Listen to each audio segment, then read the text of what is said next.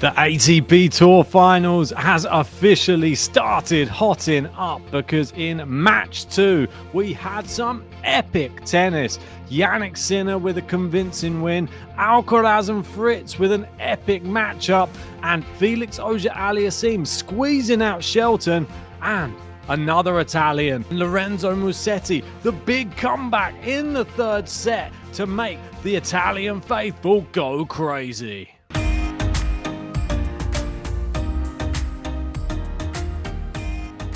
That's right, and if you haven't done so yet, give us a like and subscribe to the channel. So much tennis to unpack in, I'd say, round 2, is that what we call it, of the round robin stage of the Tour Finals. And what a treat we had in this second match. The first round was all straight sets wins, but this second match, wow.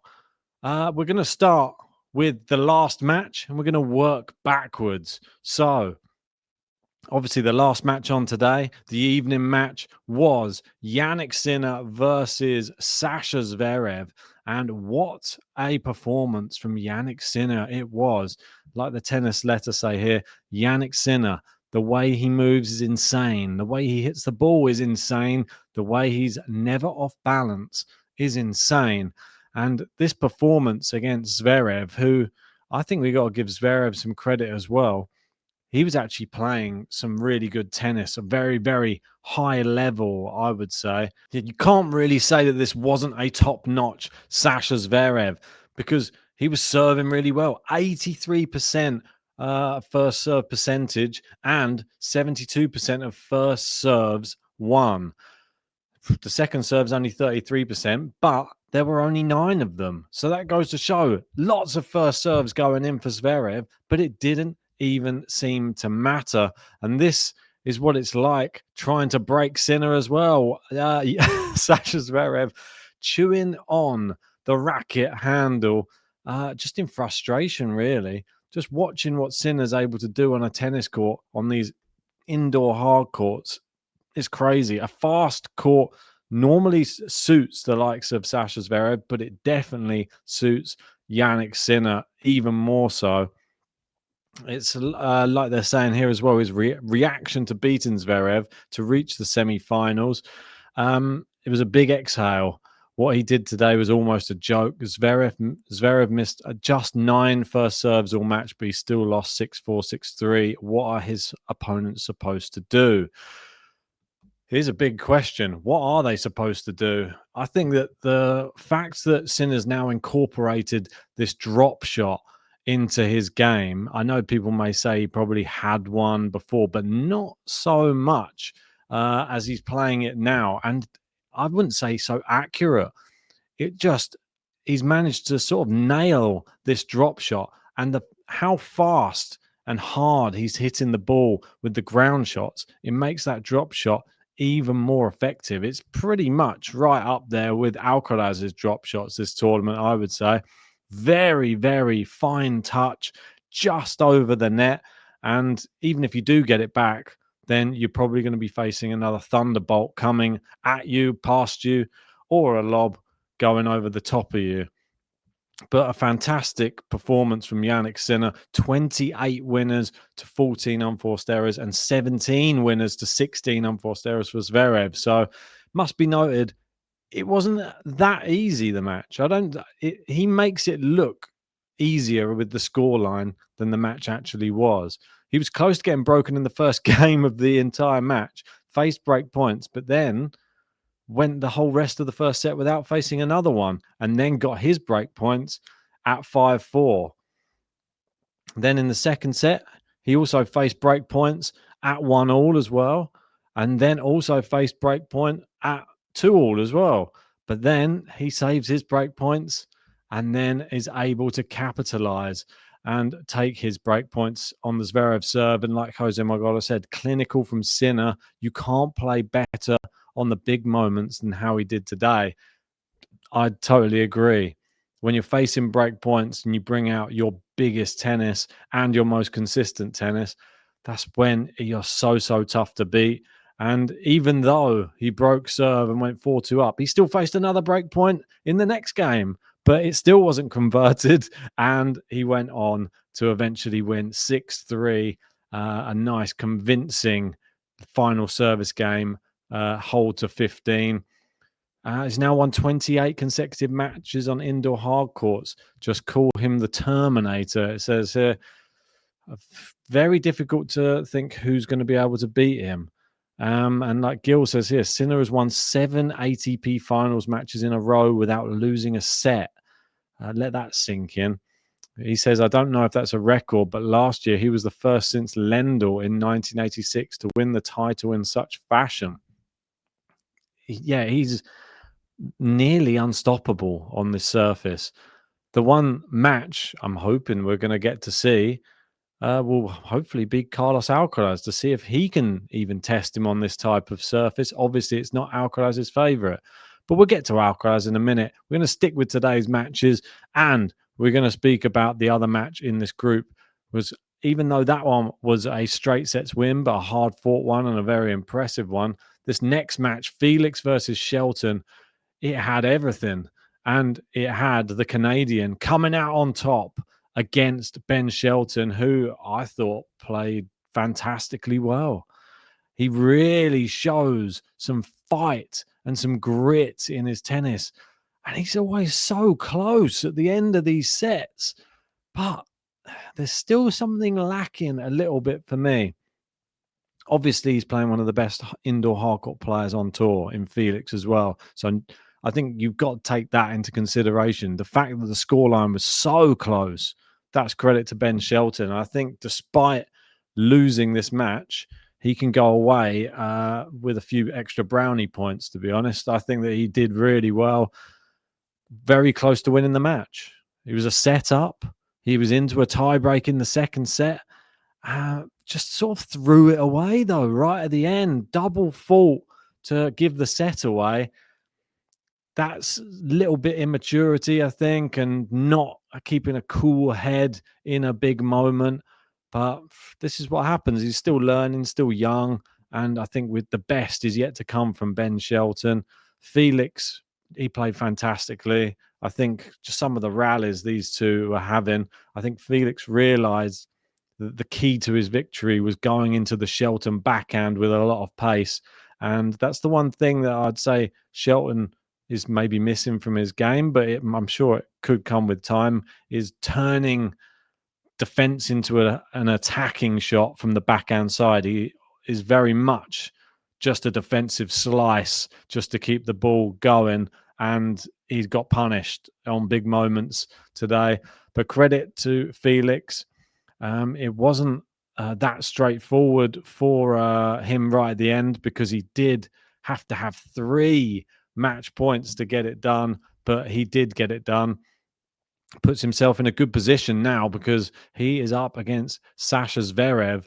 Pretty much that's a 1-match shootout for who joins Sinner in the semi-finals. Let's move on to yesterday's action. I mean, we didn't put a video out for that because we were waiting for all the matches to be completed. Which one do we get to first? I mean, we've surely got to start with the first match of the day, and it's the one everyone was talking about at that point of the day until Musetti was on later. But what a battle, says Carlos Alcaraz, and what an atmosphere. Considering there were no Italians playing in this match, the atmosphere was fantastic, and both players really gave everyone something to cheer about. Taylor Fritz, stand up, take a bow. He left it all out there on the court. He tried his hardest. He really, really did. And it just goes to show, just watching the evolution of Carlos Alcaraz as well, because this isn't the finished product on this surface, and you're watching him grow in real time on an indoor hard court. You've got other players. I would say even someone like Taylor Fritz, his game's more suited to indoor hard court. I'd say in spells of this match, he was the better player. He'll probably think inside that he should have won this match. He won the first set. It was very tight in the second set. But Carlos Alcaraz just has something else. He just has a little extra spice. He just has this will, this determination to win tennis matches. And he just showed it again. Some of the rallies in this match were unbelievable. And, well, we'll go through some of them. Obviously, everyone's making the comparisons to Roger Federer. We had this amazing backhand, what do you call backhand smash on the stretch. And you see Federer there in 2018 with the ATP Finals. Alcaraz here in 2025 doing the same exact shot. Yeah, and it wasn't the first time he did it. He did it twice in this match. The second one was it was like a drop shot that it ended up, and it was absolutely brilliant. And not to mention that, is he trying to emulate Roger Federer in every way? Because he's hit a one-handed backhand passing shot against Fritz. It was crazy. On the run, hits a one-handed backhand down the line. But the best thing about this match was, I think, it being on indoor hard court, being a really fast court, it really brings the levels so much closer between Taylor Fritz and Carlos Alcaraz compared to the other surfaces, the slower surfaces. And you see how much of a challenge this is for Carlos. And I can see that he relishes playing somebody who really, really pushes him. Fritz, some of his shots that I think the most underrated, like the drop shots Alcaraz was playing constantly. Fritz, speed to get into the net, but not only that, to be able to hit balls with pace that land just inside the baseline from close to the net is so difficult. And he was able to do that time and time again. And he was getting Carlos on the back foot. He was getting him moving around. But by the end, Carlos, he keeps moving around. He never stops. And some of the ferocious forehands cross court that he was able to hit, Fritz just wasn't able to get close to. Or if he was, it would go in the net. Or, yeah, there were just many things happening that Fritz, it was just outside of his control. Carlos has so much power that he's able to harness. And he becomes the youngest man to pick up 50 top 10 wins since Boris Becker, and he's just 22 years old, and he's doing unbelievable things. Could be doing something unbelievable again tomorrow night, which is clinching the year-end world number one. And if he beats Musetti, or if he gets just a win in the semi-finals, then he will be the year-end number one. So Sinner needs Alcaraz to lose tomorrow to keep his chances alive, but it's still not guaranteed anyway. But yeah, it is interesting to see what's going to happen. Obviously, his last match is Lorenzo Musetti, who will now move on to. And Lorenzo Musetti's reaction after beating Alex de Minaur at the ATP Finals, he did finish it with a huge forehand cross court. He shaked his head, bent to his knees. The crowd went nuts. He was down 5-3 in the third set. A comeback that we talked about in Turin for a long time. Absolutely phenomenal match again. To have three set matches in this second match of the tournament, it was unbelievable. Watching all of them, they all had completely different storylines, but they all had incredible rallies, long rallies as well. Considering this is a really fast court, I'm impressed with how long they're able to keep the rallies. We're talking like 20-shot rallies. And de Minaur, wow, he gets around the court a lot. He'll be very disappointed that he lost this match, being in a winning position. But I'm more impressed by the fact the way Lorenzo Musetti was able to come back from being 5-3 down, win 4 games in a row in that final set, and just showing something that we haven't really seen from him before. Maybe it's just being there in Italy. Maybe it's the crowd. Maybe it's the fact that he has his girlfriend who's pregnant with a second child in the stands crying after watching him win this match. I mean, look how much it means to them. And like he says here, he wrote on the camera, fino alla fine, which says until the very end. I think this is a great story. I mean, a lot of people talking about Jannik Sinner. Obviously, Lorenzo Musetti got in this tournament due to Novak Djokovic withdrawing. And now he actually has a chance to go through to the semi-finals. But he needs to beat Carlos Alcaraz, which is easier said than done, isn't it? To speak little bit more about the actual match between de Minaur and Musetti, I think just the different styles of play that they both have. I love the fact that de Minaur has become more powerful. That new racket has really, really helped him. And I love the fact that Lorenzo Musetti, that backhand, it just gave a different factor to the match. He was able to maneuver de Minaur around the court.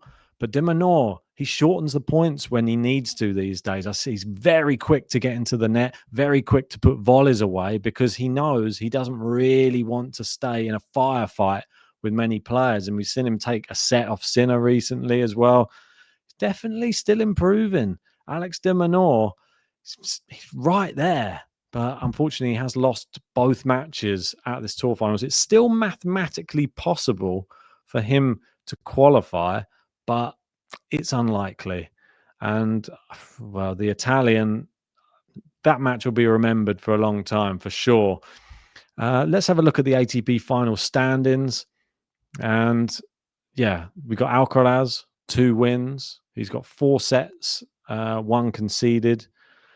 We got Sinner on the other side. He's just won both in straight sets, so he's definitely into the semi-finals.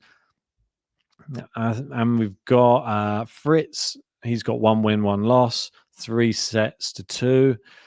Musetti, 1 win, 1 loss, 2 sets to 3, and then de Minaur lost both, 1 set to 4. And this is the thing. And then they show obviously the games here. 58% games to Alcaraz, 51% to Fritz, 46% Musetti, and 44% for de Minaur. And obviously, if it gets all the way down to it with the sets, then they will go to that to decide, I believe. And as you can see, so if Musetti defeats Carlos Alcaraz, he'll be on 4-3, but so will Carlos Alcaraz.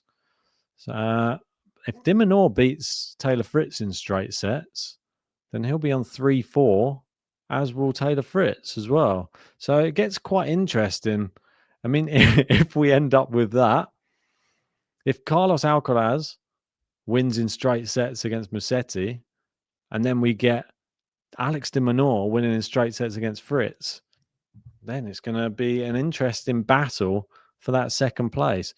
If Alcaraz wins a set, I think he's there. He's done it. And I expect him to win a set against Musetti, despite the Italian crowd and despite how well Musetti was playing against de Minaur. Alcaraz is a completely different style of player that he has to play, and a lot more power, a lot more ferocity. And I'll give you some predictions for the final matches. We're obviously going to be having, it shows them there at the bottom. Let's just go through them. We've got Fritz versus de Minaur. I expect Taylor Fritz to win that one. Sorry, Alex. And I also expect Carlos Alcaraz to defeat Lorenzo Musetti. I think that they'll both probably be in straight sets, sadly. I know that we've had some epic matches with the 3 setters, but I think Fritz and Alcaraz are definitely the best 2 players in the group, and they deserve to go through. Sinner, he will be, well, it doesn't even really matter. There's like a dead rubber that he's going to be having to play, but it is against Ben Shelton. I mean, I don't know if they even play that match, do they? But the only match that matters is obviously Sasha Zverev versus Felix Auger-Aliassime. Who's going to win? This is the big one. This is the big predictor, really. I want to hear everyone's thoughts in the comments section. Who's going to win? I know they've got the name a bit right, Zverev. But there's part of me that actually thinks Felix Auger-Aliassime is going to win. I think it'll be in 3 sets as well. I think it's going to be a really good match. We're going to be treated to another epic one. But yeah, I think Felix is going to ride the momentum. And he's going to join Sinner in the semi-finals. But there you go. There's my prediction. I've got Sinner and Felix on one side, and I've got Alcaraz and Fritz on the other side. Let me know your predictions in that comment section. Tell me your thoughts about the matches as well. Which was your favorite from the round 2 matches? Was it the Alcaraz Fritz? Was it the Minaur versus Musetti? Or was it one of the other ones? Tell me in the comments. And if you haven't done so yet, give us a like, subscribe. And yeah, we'll bring you some semi-final previews coming up soon.